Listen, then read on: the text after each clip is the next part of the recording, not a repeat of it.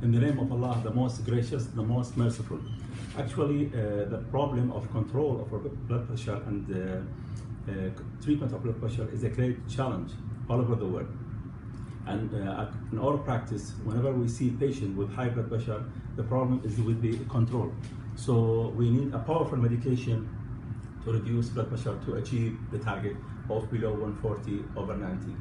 A few days ago, I had a patient in my clinic who was taking atenolol 100 mg per day and hydrochlorothiazide 25 mg per day, and unfortunately blood pressure was not controlled for a long time.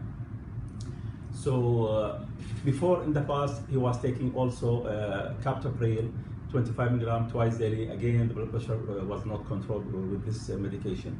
So I decided to switch him to a more powerful medication, and I opted to stop atenolol because atenolol is the worst beta blocker ever known, because it has failed in a big trial called the CAFE trial, which has shown to reduce blood pressure when it is measured peripherally, but it does not reduce central aortic blood pressure, which is the most important regarding the risk of stroke.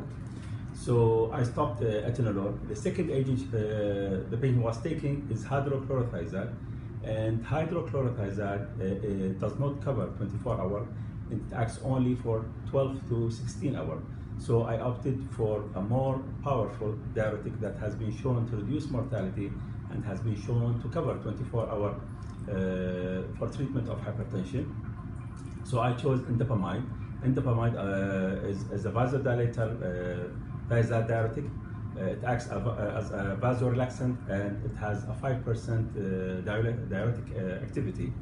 And I stopped atenolol, and I started the patient on tripexam, 5 mg, 1.25 and 5 mg once daily.